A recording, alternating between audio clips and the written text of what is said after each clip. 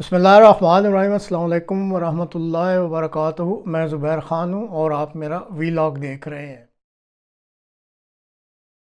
احمدیوں کا معاملہ ہمارے ہاں نہایت عجیب طرز کا ہے اور اس معاملے کا حل آسان ہو کر بھی آسان نہیں ہے۔ ہمارے ہاں ان دنوں رواج یہ بن گیا ہے کہ کسی شخص کی حب الوطنی پر بھی سوال کرنا ہو تو اسے کہا جاتا ہے کہ یہ قادیانی ہے۔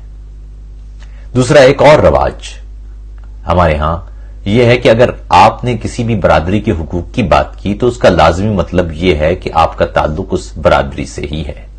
میں نے خود زندگی بھر دیکھا ہے کہ اگر میں نے پشتونوں کے حقوق کے لیے بات کی تو آوازیں کیا یقیناً افغان ہیں، کسی بلوچ، کسی کشمیری، کسی سرائکی، کسی مہاجر یا کسی سندھی کے حقوق کے لیے آواز اٹھائی تو پتہ چلا کہ اب میں پنجابی نہیں رہا۔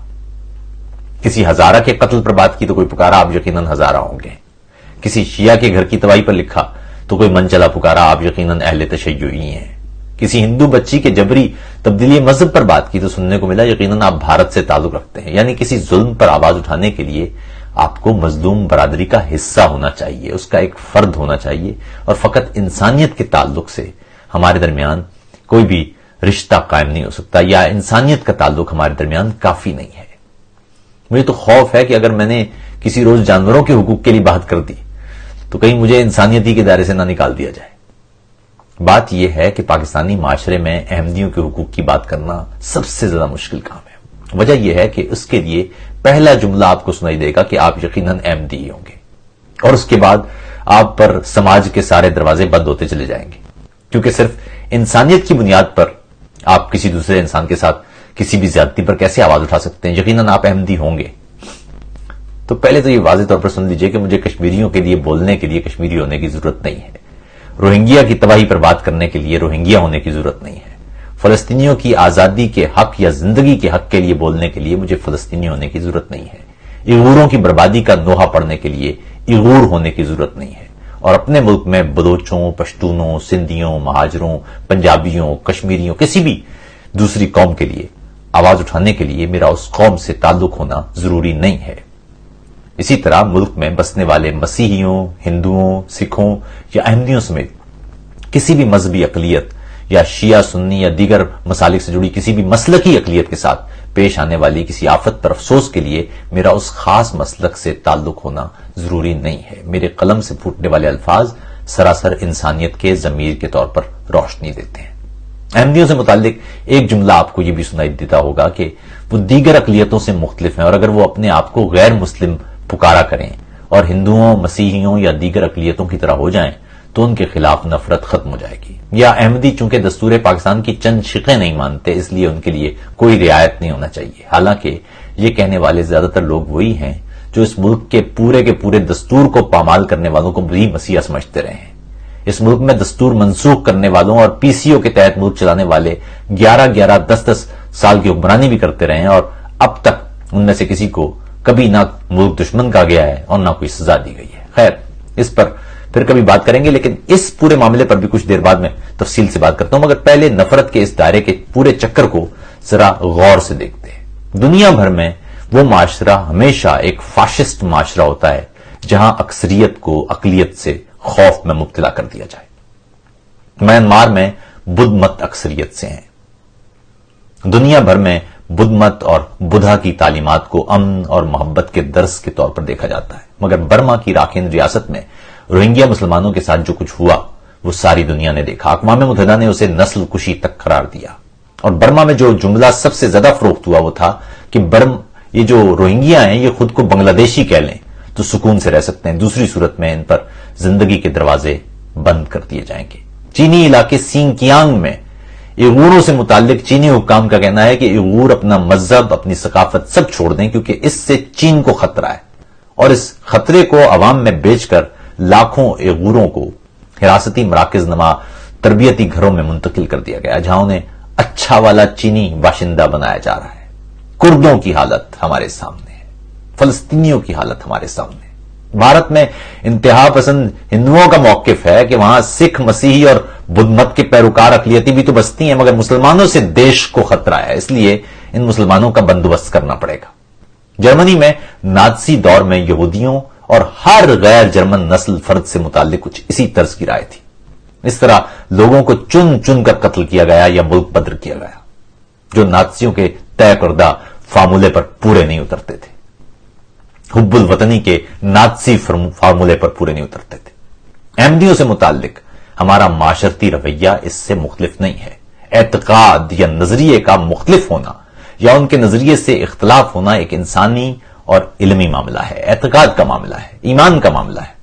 کوئی احمدی مجھ تک پہنچ کر اپنا مذہب تبلیغ کرنا شروع کرے گا تو اسے معلوم ہو جائے گا کہ وہ کہاں ہے اور میں کہاں ہوں۔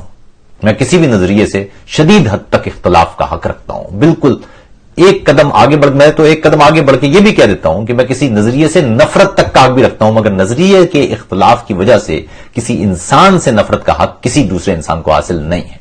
دنیا بھر میں ہر سانحہ اسی تقسیم کا شاخسانہ ہے، جب لوگ نظریات کے اختلاف کی وجہ سے انسانوں کے مخالف ہو گئے۔ کوئی بھی معاشرہ صرف اور صرف اس وقت ترقی کرتا ہے جب وہاں نظریات پر اختلافات تشدد کی صورت میں دکھائی نہیں دیتے، بلکہ معاشرے میں مکالمت ہوتی ہے، دلائل اور منطق کے ذریعے بات کی جائے اور لوگوں کو شکست دینے کی بجائے ان کے دل فتح کیے جائیں۔ مگر ہمارے معاشرے میں حالت اب یہ ہے کہ آپ مذہبی ہیں یا لا دین، ہر دو صورتوں میں ایک شدت پسندی ہے اور عملی گفتگو کی بجائے جذباتی انداز کی نعرے بازی۔ کچھ عرصے قبل کی بات ہے، میں اجمیر شریف میں بابا معین الدین چشتی اجمیری کے مزار پر چلا گیا۔ ایک دوست نے تصویر لی تو میں نے وہ تصویر سوشل میڈیا پر پوسٹ کر دی۔ اس پر کچھ لادین دوستوں نے نیلی نیلی پیلی پیلی پوسٹیں بنا کر میرے بارے میں نفرت انگیز جملوں سے مرصع ایک پوری مہم شروع کر دی۔ اس سے قبل طالبان کی دہشت گردی سے متعلق ایک نظم پر مذہبی دوستوں نے ایک نفرت انگیز مہم شروع کی رکھی۔ سوال یہ ہے کہ ایسا کیوں ہو رہا ہے اور اس کا حل کیا ہے؟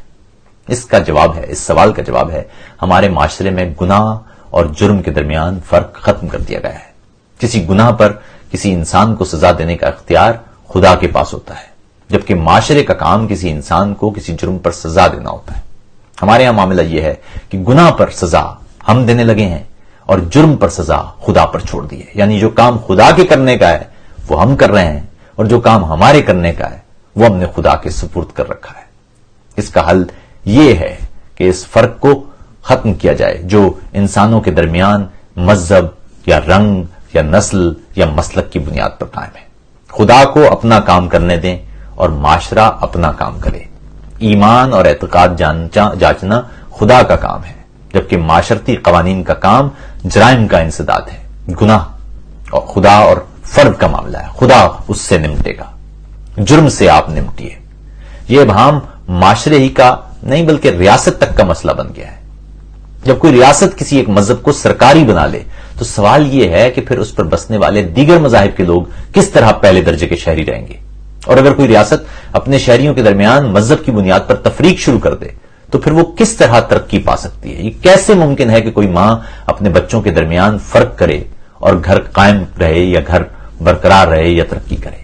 اس کا حل یہ ہے کہ ملک میں بسنے والے تمام افراد ریاست کی نگاہ میں ایک جیسے ہوں، جیسا کہ بانی پاکستان محمد علی جناح نے اپنے 11 اگست 1947 کے پہلی قانون ساز اسمبلی کے اجلاس سے خطاب میں کہا تھا کہ پاکستان میں بسنے والے تمام شہری ریاست کی نگاہ میں ایک جیسے ہوں گے اور ان کے مذہب، مسلک، رنگ، فرقے یا نسل سے ریاست کا کوئی سروکار نہیں ہوگا۔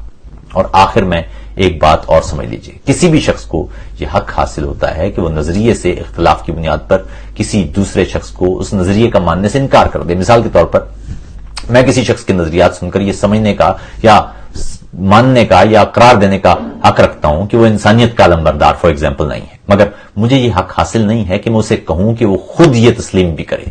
اسی طرح آپ کو یا مجھے یہ حق حاصل ہے کہ میں کسی احمدی کو مسلمان تسلیم نہ کروں، مگر ہمیں یہ حق ہرگز حاصل نہیں ہے کہ ہم طاقت کے زور پر اسے کہیں کہ وہ اپنے آپ کو غیر مسلم بھی کہے۔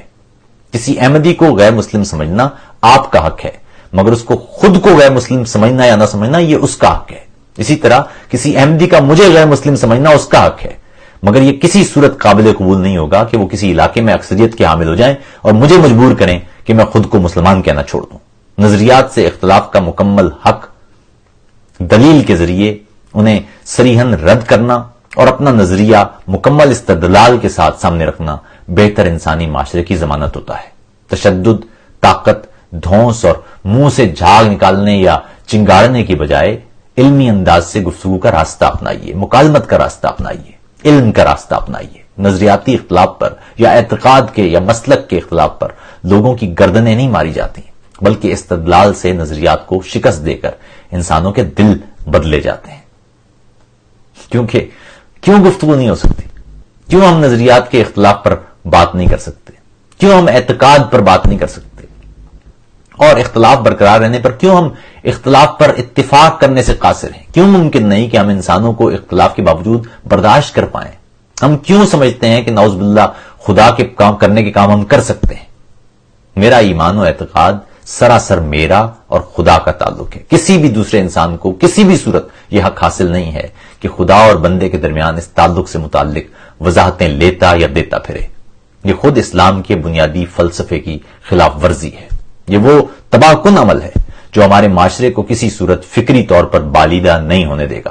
اسلام کی بنیادی محبت، بھائی چارے، علم و عمل اور مکالمت پر کھڑی ہے۔ اگر ہم اس بنیاد ہی کو منہدم کر دیں اور نفرت کے دائرے میں داخل ہو جائیں تو پھر نہ ایمان ہمارے ہاتھ میں ہوگا اور نہ انسانیت۔ اور اس سے بھی زیادہ بھیانک بات یہ ہے کہ اگر ہم تشدد اور نفرت کے اس چکر سے باہر نہ نکلے تو اس کے نتائج ہماری اگلی نسلوں کو اور بھی بھیانک انداز سے بھگتنا ہوں گے۔